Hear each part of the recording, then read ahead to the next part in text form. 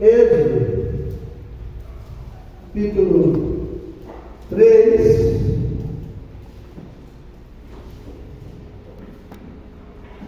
Amém? Quem achou, diga amém? Amém. Eu volto a achar.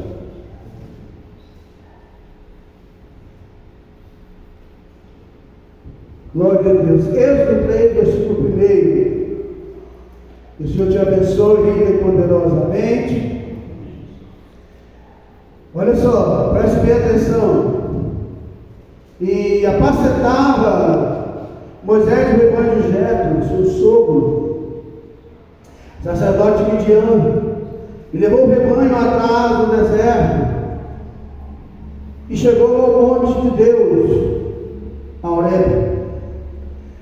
Apareceu-lhe o anjo do Senhor em uma chama de fogo, no meio de uma sarça, e olhou, e eis que a sarça ardia no fogo, e a sarça não se consumia.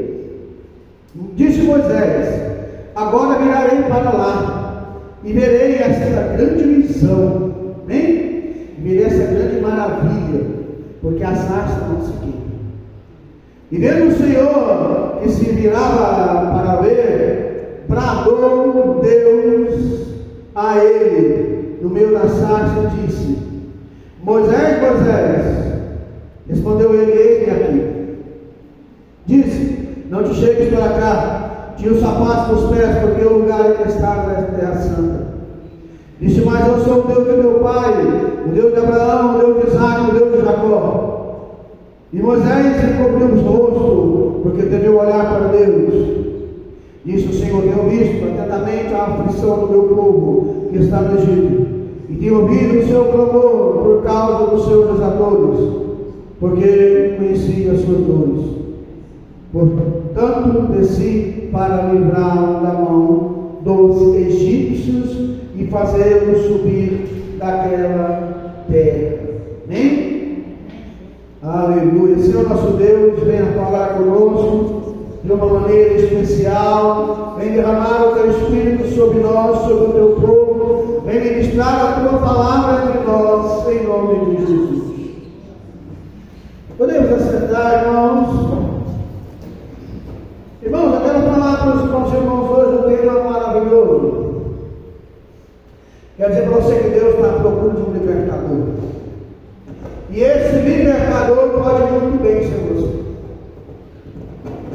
Bem, eu estava relendo hoje a história de Moisés mesmo. E é interessante que quando Moisés nasceu, havia um decreto que todos os filhos das crianças eram para ser exterminadas, né? Porque os hebreus estavam crescendo muito. O povo de Deus sempre cresce, o povo de Deus é abençoado, amém? Amém. Você que se sente abençoado, dá glória a Deus bem forte. Glória a Deus. Então o povo de Deus é abençoado. Então, mas só que aconteceu algo interessante. Aqui entra, nós vemos no capítulo 2 que a mãe de Moisés, ela concebeu e deu à luz, Êxodo 2, verso 2. E quando ela viu que ele era um menino formoso, ela o escondeu 3 meses. A mãe de Moisés viu que não foi qualquer um que nasceu, foi um menino bonito demais. Aí talvez você fala: pastor, para a mãe todo filho é bonito. Mas nasceu do pai, todo filho é bonito, que é verdade, né, meu amor? Mas esse era uma beleza diferente. Era um menino que todos chegavam, né? E olhavam, e se admiravam. E eu passei por isso muito, né? Quando Natanael nasceu, não tinha um que via ele que não babava de tanto moleque era bonito. Quando era criança, agora eu não sei mais, né? Para mim continua bonito ainda, mas quando era criança, todo perfeito. Mas Moisés era algo especial, uma beleza diferente. E a mãe escondeu 3 meses, deu para esconder 3 meses. Mais de 3 não deu. Quando os 3 meses venceram, ela simplesmente teve uma grande ideia.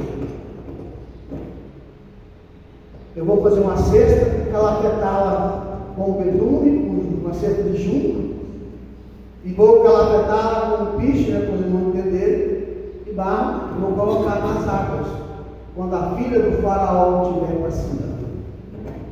Não foi à toa, não foi acaso. Aquela mulher viu, esse menino é tão bonito, que a filha do faraó vai querer. Devo eu, acredito que ela pensou isso.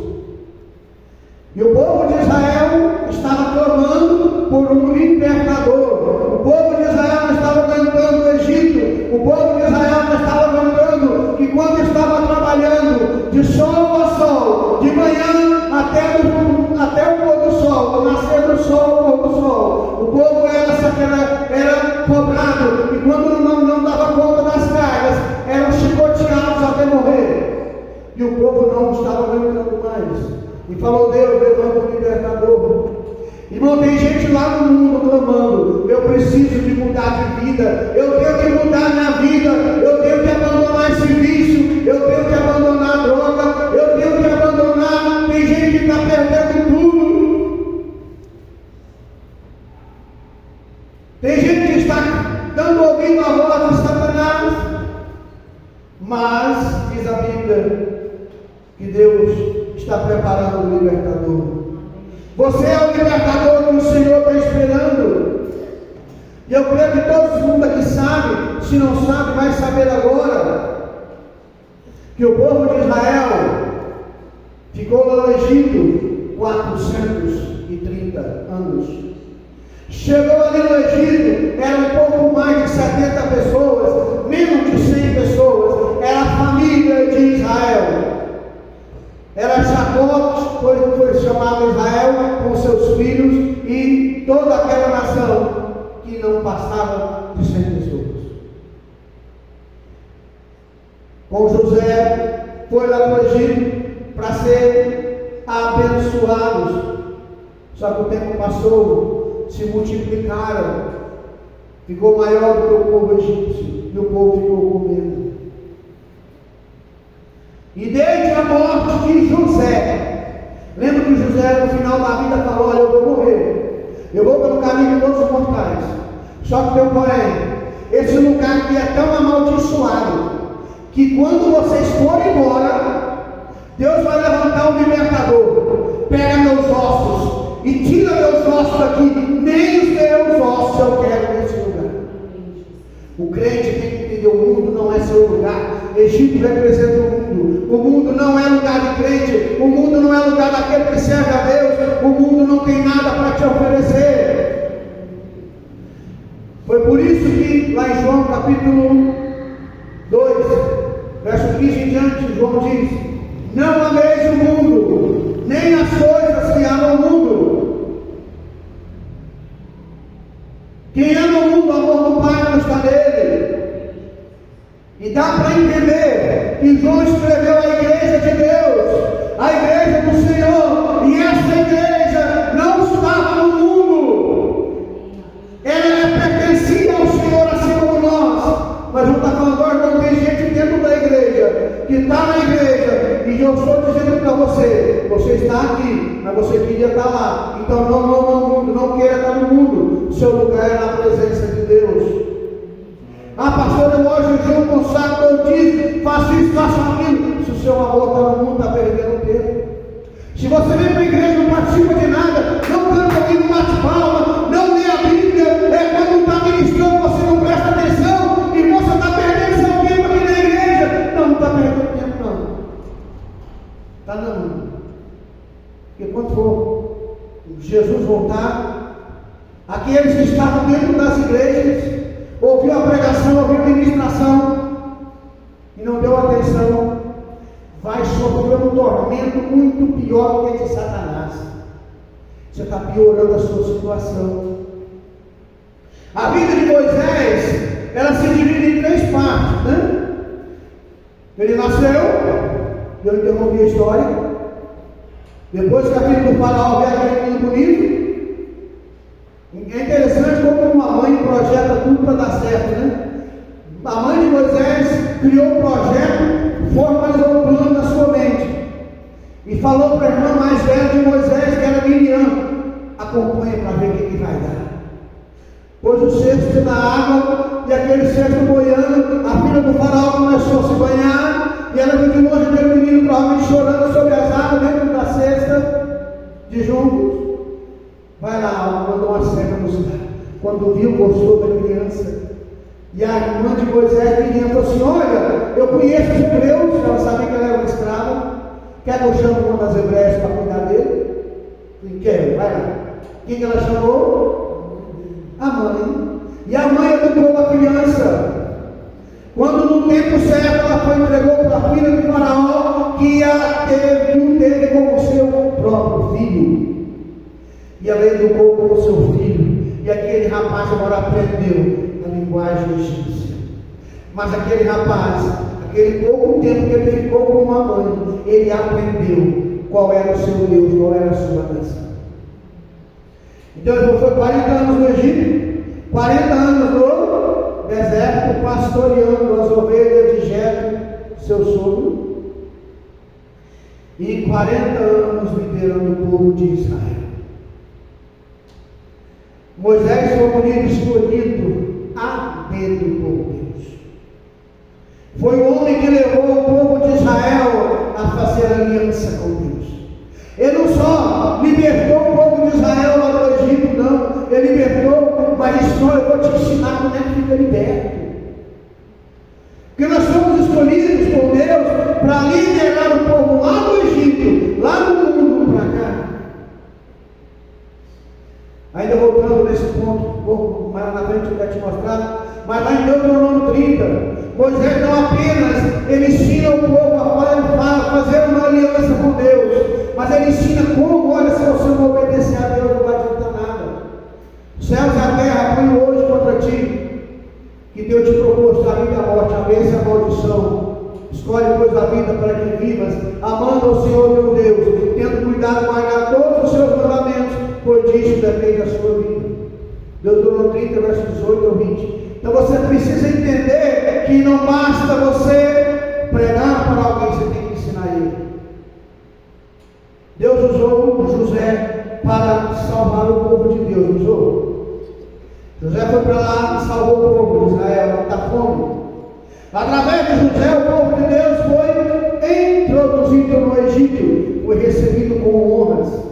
Por causa de José, o faraó deu a terra de Gósen para o povo de Israel, que era uma terra parecida com a terra prometida, podia criar gado e ovelhas, é uma terra que onde eles estavam longe da nação um pouquinho. Mas só que um dia o faraó morreu. E as coisas pioraram. Bem? Um dia o faraó morreu. E aí o povo começou, enquanto aquela velha geração que conheceu José, e José era muito honrado lá no Egito, por ter salvado a nação da fome, por ter comprado toda a terra do Egito para o faraó.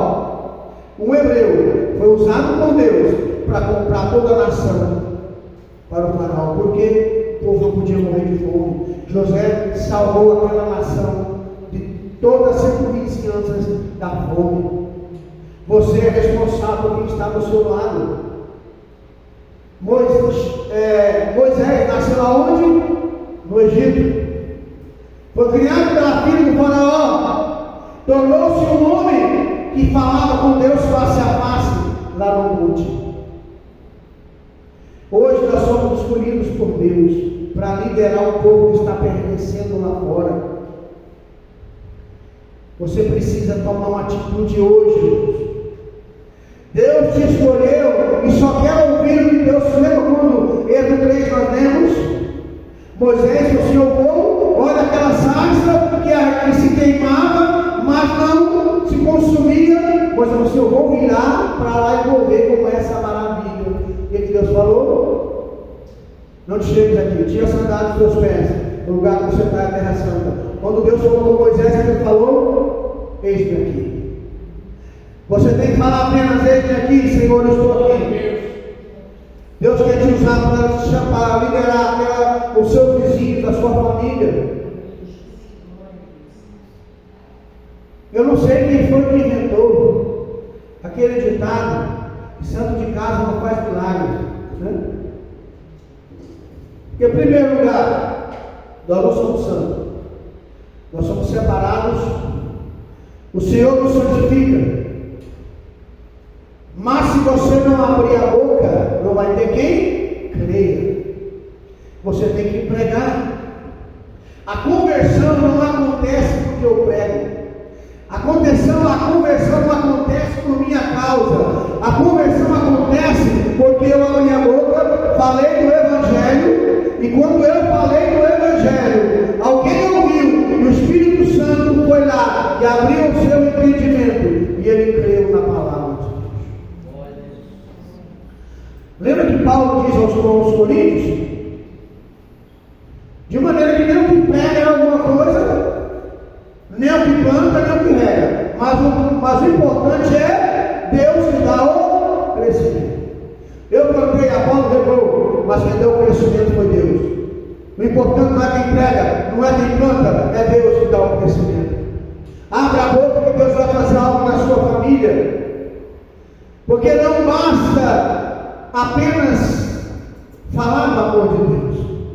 Uma vez que a pessoa entra na igreja, que arrependa os seus pecados, entrega a sua vida ao Senhor, agora tem que fazer aliança com Deus.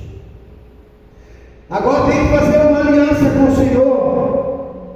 Nós somos livres, mas é uma liberdade conquistada na cruz. Quando Jesus curava alguém, ele libertava alguém, o que ele falava? A pecadora, a mulher pecadora, teve em flagrante adultério, né? A Bíblia diz no Evangelho que o Senhor disse para ela, para os seus acusadores: quem não tem pecado, atira a primeira pedra. Um a um, todos começou a sair, ficou só Cristo e aquela mulher. Quando Cristo levantou a cabeça, ele estava escrevendo no chão, não tinha nenhum. Então ele perguntou: mulher, cadê os teus acusadores? Ela deve ter dito: todos foram embora, Senhor. Também nem eu te condeno. Só isso que ele falou? Sabe, tem uma coisa: vai, não peques mais. Muda de vida. Aprenda, tome uma lição, não erre mais. Ou faça de tudo para você não fazer isso de novamente. Para que o novo convertido não peque mais, o que é preciso? Ter dentro dele, ter na sua vida a unção do Espírito Santo. E o que é preciso para se ter o Espírito Santo? Desejá-lo mais do que tudo. O Espírito Santo só entra na vida de alguém quando ele diz: daqui eu não saio, daqui ninguém me tira, até o Senhor me encher da tua glória. Eu já vi em muitos eventos retiros, já vi em vigílias, pessoas sendo abençoadas, sendo cheias do Espírito Santo facilmente. Mas tem uma vez que estava no Rio em Anápolis, e um rapaz, ele queria muito ser batizado com o Espírito Santo, todo mundo foi dormir, e ele ficou lá até receber. Você tem que ter um objetivo na sua vida. Quando Deus for mais importante do que tudo para você, você vai ser cheio da glória de Deus. Lembra da palavra daquele homem que era negociador, comprava e vendia terrenos, e ele achou um campo que havia um tesouro muito grande. O que ele fez? Esse eu não vou procurar um comprador. Esse eu não vou tentar que alguém compre para me ganhar comissão. Eu vou vender tudo que eu tenho e vou comprar aquele campo. E ele foi vender tudo que tem e comprou aquele campo, porque aquele campo era mais importante que tudo. Deus tem que ser mais importante que tudo para você na sua vida. O povo de Deus, eu preciso ensinar o povo de Deus como depender única e exclusivamente de Deus. Moisés liderou o povo de Israel do Egito até a terra prometida. O próximo, ele não entrou, mas ele ensinou Josué. E Josué introduziu o povo na terra prometida. Mas ele deu leis justas ao povo. O código de leis mais simples que o mundo já viu está em Êxodo capítulo 20. O código de leis mais fácil de se colocar em prática está em Êxodo 20. Qualquer um pode entender. Os 10 mandamentos é obra do dedo de Deus. Não terás outros deuses diante de mim. Não farás para ti mais esculturas. Não as adorarás nem te curvarás perante ela. Honra teu pai e tua mãe. Lembra-te do dia de sábado para o santificar. É aí que levar, não matarás, não roubarás, não adulterarás, não cobiçarás e todos os demais. Então a igreja que estamos vendo nas mídias sociais, irmãos, hoje é muito diferente. Não ensina mais os princípios que regem a Bíblia. Até parece que tem gente que está lendo o livro de Nárnia e não é a Bíblia Sagrada. Só ensina a pedir e receber. Não estão ensinando a viver para Deus. Estão todos na condição do jovem rico. Se disser, vai, venda tudo que tem, dá aos pobres e quem me segue, vai todo mundo embora. A maioria das igrejas fica vazia. Buscar a vontade de Deus e não somente, olha, eu preciso buscar a vontade de Deus e não somente as bênçãos de Deus. Eu quero ser abençoado e eu sei que eu sou abençoado. Só por eu estar aqui eu sou abençoado. Mas tem gente que não contenta com isso. Tem gente que, se receber o conselho que Paulo deu a Timóteo, 1 Timóteo 6, ele vai falar, vou procurar outra igreja, essa não serve. Paulo disse a Timóteo, 1 Timóteo 6, versículo 7 em diante, tendo o que comer e o que vestir, seja satisfeito. Verso 10, o amor ao dinheiro é a raiz de todo mal. Pastor, o dinheiro é ruim, não, o dinheiro é bom, o dinheiro é uma bênção, o dinheiro é neutro. O ser humano que o idolatra, o ser humano é que o endeusa, o ser humano é que faz dele o seu Deus. Porque que muitas pessoas não conseguem devolver o dízimo na oferta, porque tem amor demasiado ao dinheiro. É o que a Bíblia diz, que Paulo fala, são avarentos.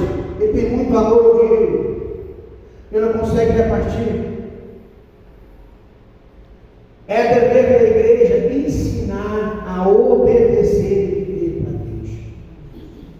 Você não está aqui para fazer o que eu estou falando, você está aqui para fazer o que a Bíblia diz.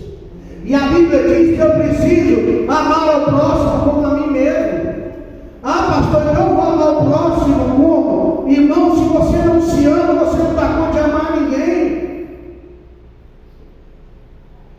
Estamos ensinando a buscar somente as bênçãos de Deus. Não, nós precisamos buscar a presença de Deus. Temos que ser uma nação independente do mundo e que dependa só de Deus. Moraci ensinou aqui na quinta-feira, estava lendo em Êxodo, né, Moraci? Capítulo 8 ou 7? Capítulo 8, né? 21. Êxodo, capítulo 8, versículo 21, coloque aí. Êxodo 8, 21. O que a Bíblia diz pode ir de encontro ao que eu estou falando aqui hoje. Então apregoei ali um jejum junto ao rio Ahava, para nos humilharmos diante da face do nosso Deus, para lhe pedirmos caminho seguro para nós, para nossos filhos, para todos os nossos bens. Porque eu tive vergonha de pedir ao rei exército e cavaleiros para nos defenderem do inimigo pelo caminho. Ponto. Porquanto tínhamos falado ao rei, olha quem que entra falou para o rei, dizendo: a mão do nosso Deus é sobre todos os que buscam para o bem deles, mas o seu poder e a sua ira contra todos os que o deixam. Então, se nós falamos que a mão de Deus é sobre todos que o buscam, eu não posso pedir proteção, porque eu estou dizendo que eu creio em meu Deus, e Deus vai me fazer um milagre. Você fala que crê em Deus, mas quando a coisa aperta, você duvida. Você está duvidando: será que Deus está me abençoando mesmo? Vivendo uma vida que eu estou na miséria, nada dá certo. Em primeiro lugar, você não é, nem tudo que você pensa é verdade. Porque tem hora que a gente não está enxergando o todo. está vendo problema. A gente faz do nosso probleminha um problemão. Irmãos, mas olha, o que eu chamo de problema, Deus chama de solução. Tem hora que eu preciso do problema e não da solução, porque o problema me faz enxergar a face de Deus. Por isso que diz o salmista, foi bom ter passado pela aflição. Por isso que Jó diz, eu te enchi só de ouvir, agora meus olhos estão te vendo, igual para não me. Nós precisamos preparar o povo de Deus para a vida de Cristo. Moisés preparou o povo para entrar na terra prometida. Você pode entender outro nome quando ele fala, olha, vocês vão entrar lá, casas prontas, edificadas, vinhas, pomares. Só que você entrar lá, não se esqueça do seu Deus. Não vai esquecer que Deus está te dando tudo isso. Não é porque você é melhor do que as outras nações, é porque eles eram piores do que você. Está nessa linguagem que eu estou te falando. Deus está falando, não se esqueça do Senhor, não. Tem gente que pede um trabalho a Deus. Quando Deus dá, ele sai da igreja. Ele pede bênçãos materiais, quando a bênção material vem, ele sai. Ele pede um casamento, quando consegue, ele vai embora. Que tipo de vida que tipo de crente nós estamos sendo, irmão? Moisés preparou o povo para entrar na terra prometida. Mas o povo de Deus o oprimiu tanto, que um dia Deus falou para Moisés, fala com a rocha, que ela vai brotar água. E Moisés, o povo atormentava ele tanto, que ele pegou o cajado e bateu na rocha, e brotou uma água. Todo mundo viu o milagre. Deus ficou triste. Quando Saul voltou da matança dos amalequitas, e veio com grande esforço, o povo estava alegre, a nação estava alegre, porque estava chegando com novilhos, com bois, com riqueza, e com o rei preso. Todo mundo fez festa. Mas quando o profeta chegou, foi uma decepção. Deus falou para o profeta Samuel, hoje Deus teria confirmado o teu reino. Mas como você desobedeceu, ele partiu e deu ao outro que é melhor do que tu. E Moisés, o profeta Samuel fala para Saul, tem porventura o Senhor tanto prazer em holocausto sacrifício, em que se obedeça a sua palavra, eis que obedecer é melhor que sacrificar. Saul ficou derrotado, porque Deus mandou, vai lá na Amalequitas e não deixa ninguém com vida. Fosse hoje era diferente, nós estamos vivendo naquela época, era uma outra época. Vai lá, homens, mulheres, crianças que estão amamentando, bois, tudo é para passar o fio da espada, não é para ficar nada com vida. E ele foi desobedeceu a Deus. Basta obedecer ao Senhor, irmãos. Nós devemos ter cuidado, porque às vezes, na ânsia de ajudar os outros, nós podemos ficar de fora. Moisés preparou o povo para entrar na terra prometida, mas ele ficou vendo de longe. Sabe o que é que Paulo diz? Eu esmurro meu corpo, eu reduzo a minha escravidão, porque eu tenho medo de pregar a muitos e eu ser desqualificado. Deus deu leis àquele povo para se comportar quando ele entrasse na terra de Canaã. Moisés sabia que não ia entrar, mesmo assim deu leis, ensinou, orientou.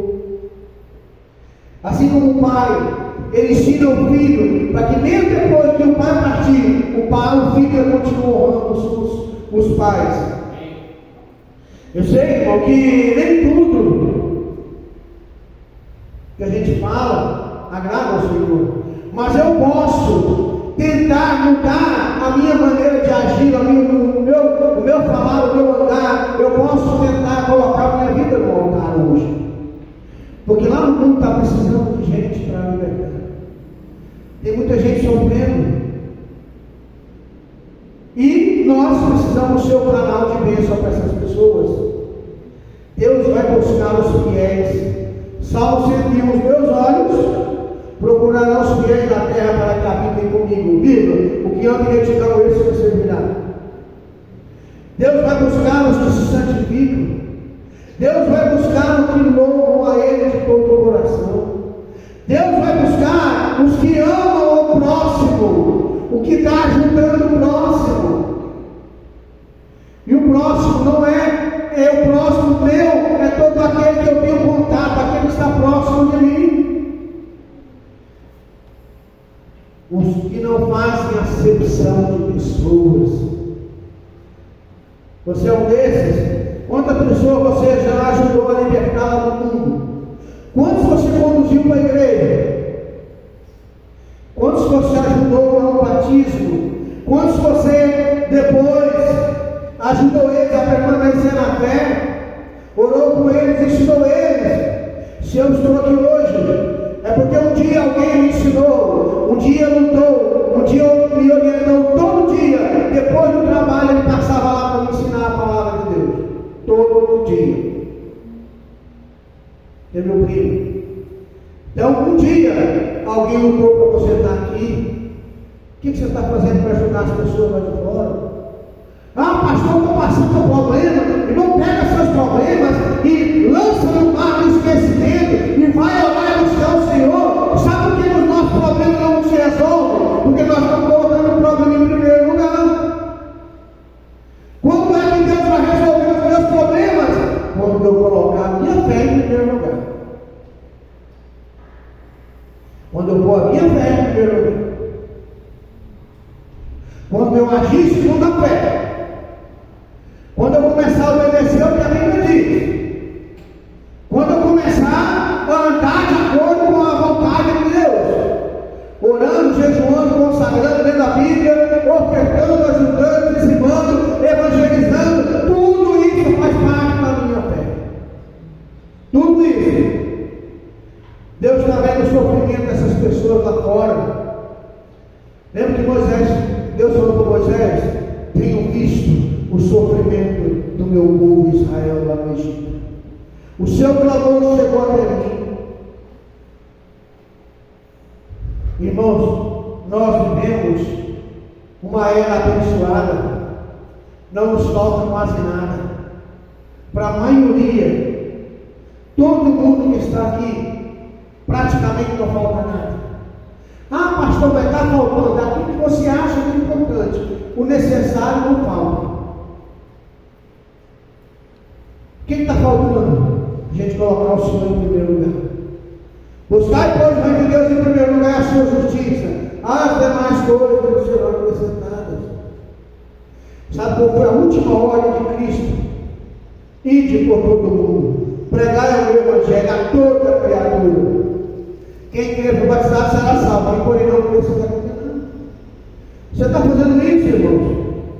Sabe o que Paulo diz em Romanos 10? Como ouvirão se não há quem pregue? Como pregarão se não forem enviados? Porque com a boca você faz confissão. Você está evangelizando, você está falando do amor de Deus. Qual foi a última vez que você disse para alguém: eu te amo em Cristo Jesus? Qual foi a última vez que você deu um ombro para alguém chorar? Qual foi a última vez que você abençoou alguém? O Senhor escolheu você para ser um libertador. Nós estamos vivendo uma época agora, estamos vivendo a época do carnaval, não dá?